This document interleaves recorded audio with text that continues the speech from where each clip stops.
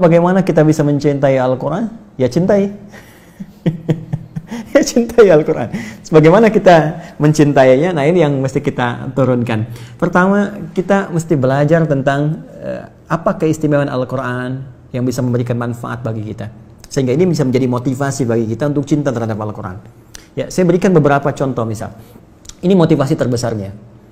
Al-Quran adalah sarana terbaik untuk memberikan bakti terindah kita kepada kedua orang tua. Ini hal pertama yang saya tanamkan pada jiwa. Bagaimana saya mencintai Al-Quran dengan menjadikan motivasi itu untuk memberikan persembahan pada orang tua. Ayah, kan, yang telah berusaha maksimal memberikan yang terbaik untuk kita. Di ujung nafasnya bahkan memeluk minta maaf karena tidak bisa mengantarkan ke pesantren. Kan? Ibu berjuang dengan darah, keringat, air mata, memberikan yang terbaik. Ya, sampai harus meminjam untuk anaknya supaya bisa belajar. Ya, makan dengan keadaan terbatas. Lalu kita mencoba apa yang bisa kita berikan. Ya, karena kalau cuma dunia, orang nggak beriman pun bisa berikan itu. Saya ingin pemberian saya sifatnya abadi. Saya ingin istimewakan orang tua saya bukan hanya di dunia, tapi saya ingin tunjukkan kepada seluruh makhluk langit dan bumi ketika dihisab. Ini persembahan saya untuk ayah yang telah mendidik dengan luar biasa. Untuk ibu yang telah berjuang dengan luar biasa. Saya ingin tampakkan di hadapan seluruh penghuni langit dan bumi dengan anugerah terbesar yang Allah bisa berikan pada seorang anak untuk orang tuanya. Dan itu tidak ada yang lain kecuali Al-Quran. Kecuali Al-Quran. Di Quran surah ke-13, Ar-Ra'd ayat 23-24, Allah langsung berfirman, Jannatu adnin yadkhulunaha wa man salaha min abaihim wa azwajihim wa dhurriyyatihim wal malaikatu yadkhuluna alaihim min kulli bab salamun alaikum bima sabartum fa ni'ma uqbad dar. Ada sekelompok orang yang akan masuk ke surga melalui surga Aden. Sebelum dia masuk, dia akan dihiasi dulu. Ya, di Quran surah 35 ayat 33 itu tafsirnya. Yuhallawna fiha min asawir. Akan dipakaikan gelang-gelang emas. Di At-Tirmidzi nomor hadis 2915 dipakaikan mahkota kehormatan. Diberikan penghargaan luar biasa. Siapa mereka? Itulah ahli Al-Quran. Sampai Qurannya berkata, Allahumma halli ya Allah, hiasi orang ini, bedakan dengan bukan ahli Quran. Ya, berikan ia mahkota, berikan ia jubah kehormatan. Lalu yang paling menarik, setelah itu diperintahkan kemudian dipanggil kedua orang tuanya dan diberikan mahkota yang sinarnya lebih dahsyat, lebih terang dibandingkan sinar mentari yang masuk ke dalam rumah seseorang. Lalu dipakaikan oleh anak itu di kepala kedua orang tuanya. Digandeng tangan bapaknya, tangan ibunya, pasangan hidupnya, anak keluarganya. Ternyata amalan itu bisa memberi syafaat langsung kata Allah kepada keluarga besarnya.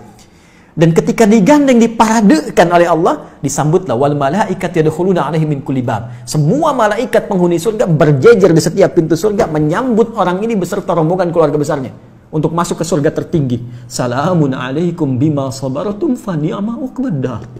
Dan malaikat mengatakan, "Selamat. Kamu sabar menjadi ahli Quran saat di dunia. Selamat. Kamu berusaha menghafal.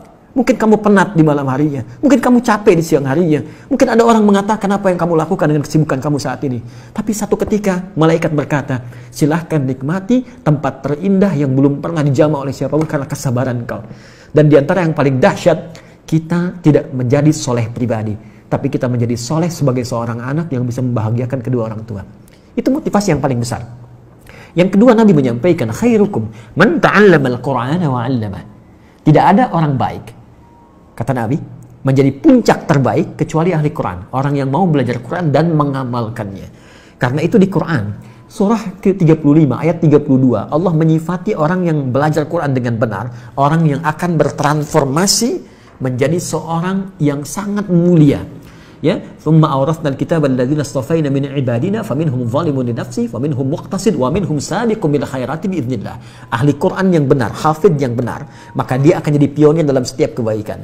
Makanya saya sering katakan begini, kalau ada ahli Quran baru baca saja, ya, terus dia menghafal, ya, taruhlah jangan katakan hafal 30 juz, hafid. Dia baru hafal 1 ayat, 2 ayat. Itu ayat yang dia hafal karena akan merubah perilaku dia, pasti jadi baik. Karena dia mengandung firman Allah yang maha baik. Pasti jadi baik. Jadi kalau ada orang ahli Quran, kata-katanya nggak baik, pandangannya nggak baik, dia belajar Quran dengan cara yang salah. Mustahil. Hafid itu sudah pasti good looking. Ya. Kalau kita jadi hafid itu sudah pasti baik, enak dipandang, enak bicara, good attitude. Ya. jauh dari nilai-nilai keburukan, kekerasan, radikalisme, ekstremisme dan sebagainya. Jadi motivasi yang kedua, belajar Quran itu akan merubah tampilan kita lebih baik. Yang ketiga, ini riset. Ternyata menjadi ahli Quran itu bisa meningkatkan kecerdasan seseorang minimal 3 kali lipat dari orang biasa. Karena dia dilatih ya dengan memori tertentu, dengan hafalan tertentu, dengan cara tertentu. Ya, kan riset menunjukkan orang semakin banyak menghafal sesuatu, semakin cepat dia, ya, refleksnya itu untuk bisa menangkap segala hal. Karena itu saya pelajari rahasia orang-orang dulu. Kenapa Ibnu Sina, Al-Kindi, Al-Farabi, Al-Ghazali, Al-Khawarizmi, Al-Battani dan ulama-ulama Muslim terdahulu begitu dahsyat. Sekarang orang untuk menguasai 2 bidang ilmu saja susahnya luar biasa. Mereka itu 3 sampai 5 bidang ilmu.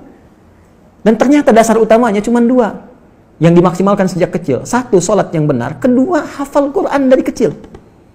Ya, dan ketika kami riset Quran itu luar biasa, pengaruhnya sangat dalam, ya, dan peningkatannya cepat. Saya di sini dengan kawan-kawan membangun satu sekolah, itu kurikulumnya dari Quran dan hadis, nanti di-combine dengan Diknas, ya. Kita turunkan, jadi setiap ada pelajaran Diknas, misalnya matematika nih, belajar tentang misalnya bangun ruang, ya, atau dimensi tertentu. Ini ayatnya apa nih yang sesuai? Hadisnya apa nih? Kita turunkan. Jadi materinya Diknasnya dapat, Qurannya dapat, hadisnya dapat. Tahukah Anda apa yang terjadi? Ya, Bapak Ibu sekalian, itu sekarang kami tanamkan karakteristik Quran itu refleks di lisan mereka. Ketika kosong, langsung keluar Qurannya. Dan setiap menyikapi sesuatu, ayatnya hadir. Naik kendaraan, langsung ayatnya keluar. Doanya keluar. Di rumah, begitu menyikapi sesuatu, ayatnya datang, refleks. Dan ternyata percepatannya ke pelajaran kuat. Mereka cepat menangkap pelajaran. Bahkan yang paling menarik begini, mereka nggak pernah olahraga, misalnya futsal itu kayak main bola biasa. Satu kali kami ikutkan pertandingan futsal melawan anak-anak SD yang lain. Itu mereka belum pernah ikut pertandingan. Anda tahu apa yang terjadi? Juara 1. Jadi bakatnya muncul semua gitu. Jadi saya mau katakan, Anda menjadi ahli Quran, Anda akan menjadi manusia yang pintar. Ya, ingat. Quran sendiri mengatakan tidak ada manusia yang bodoh, yang ada dosen yang kurang kreatif dalam mengajar. Mohon maaf. Jadi semua punya potensi. California University itu pernah mengadakan riset otak manusia, ya, memorinya saja itu paling sedikit 100 juta gigabytes. Sedangkan di Quran surah kedua ayat 31, ya, dijelaskan bahwa Allah mengajarkan kepada Adam semua jenis pengetahuan, semua jenis nama. Adam itu nabi, Adam rasul. Karena Adam itu nabi, Adam rasul, Adam punya fitrah kenabian, diajarkan langsung. Tapi Adam manusia. Kita nabi, kita manusia bukan nabi. Kita manusia bukan nabi. Kita punya fitrah kemanusiaan tapi tak punya fitrah kenabian. Fitrah kemanusiaan menjadikan kita mendapatkan potensi seperti Adam untuk menangkap semua pengetahuan. Tapi karena kita bukan nabi, nabi diajarkan kita belajar. Tinggal bagaimana Adinda belajar dengan sungguh-sungguh. Maka turunkanlah kemudian ayat Quran untuk belajar Quran. Itu ada di Quran di surah ke-54, ya.